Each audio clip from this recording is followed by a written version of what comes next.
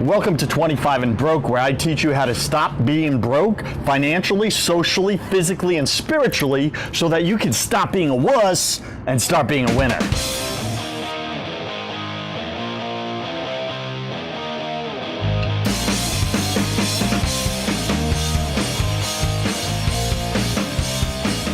Today we're discussing, what are we discussing today? Here we are. We're discussing how to become an overnight success.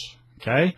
Now, I know many of you out there in Bold Nation are thinking, man, I want to be like, some of these guys I read about in different magazines, Fast Company, Entrepreneur Magazine, Inc. Magazine.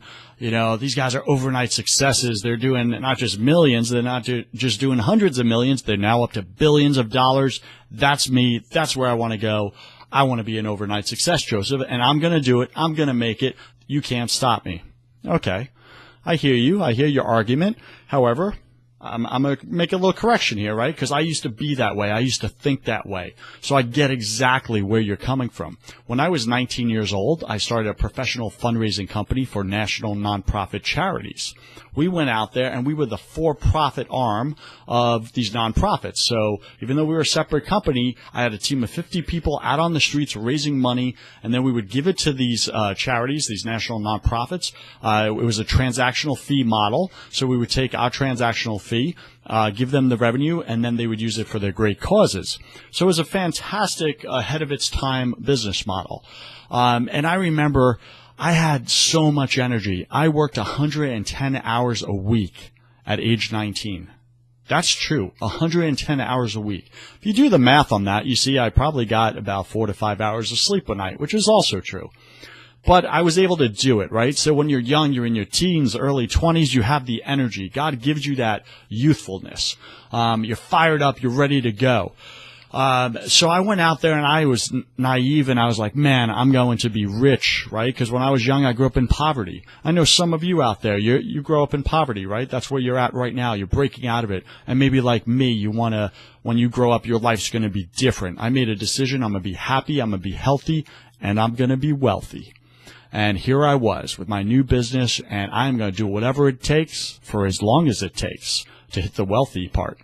So 110 hours a week is what it took. And I remember I would, train my people to go out there on the streets and ask people for money. And it was a very high rejection type of business model, right? You're asking people to dig into their wallets and give you their hard-earned cash. Not easy.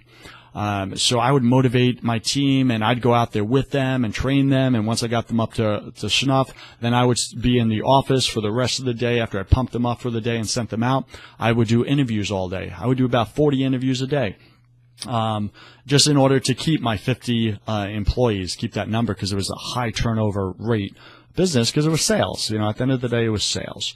Lots of rejection. So then my team would come back in all discouraged, like I didn't hit my goals, and I'd be like, well, how many do you need to hit your goals? And they said, well, I need 2 more donations, or I need 10 more donations. And I would just kind of like suck it up and go, okay, well, I'm going to go out with you and we're going to hit your goal tonight because you made a commitment that you're going to hit this goal and I'm going to help you. So I was that type of leader, and which was great. I led by example, but man, it was exhausting, right? So I would go out there in the middle of the winter time and stand outside of 7-Eleven with them till 1 a.m, helping them hit their goal, so that they could feel confident about that. And that was awesome for them. And this is why, I grew this company so fast. Within 12 months of doing that, 110 hours a week, we hit $2 million in revenue right out the gate. And we were like, whoa, what the heck did we just build? But here's my point on that. 110 hours a week is what it took for 12 months. Now, how many of you work 110 hours a week? How many of you work 80 hours a week and bitch and moan? How many of you work 60 hours a week and complain? How many of you work 40 hours a week and sit there and cry like a little girl? How many of you work part-time, maybe 20 or 30 hours a week, and complain how the world is mistreating you? Listen, I did 110 hours a week because I had goals and nothing was going to stop me. But the point is, how do you become an overnight success? So maybe you're asking yourself right now, so Joseph, what you're saying is, in order for me to become an overnight success, I have to do whatever it takes for as long as it takes. And I have to show up and work hard for a year, sometimes more. Is that what you're telling me? Absolutely. Absolutely. That's what I'm telling you, right? So if you think, which a lot of these articles and magazines you read about, these successful entrepreneurs, their overnight successes, listen, let me tell you what it takes to be an overnight success. You ready? Here's the secret. You listening? The secret to become an overnight success is to do 3 to 5 years of overnights. If you're willing to work 3 to 5 years overnight, you will be an overnight success in whatever industry you choose, because you're going to get so good at it, so practice, your determination, you're going to push through, your commitment, you're going to become the boldest version of yourself because you're not giving up, you're not a quitter. However, if on the other side, you say, well, Joseph, I'm not buying that. I believe that, in 12 months or 6 months, I could do what you did, but I can work part-time. I could do it in 20 hours a week. Well, all I have to say to you is this. Prove it.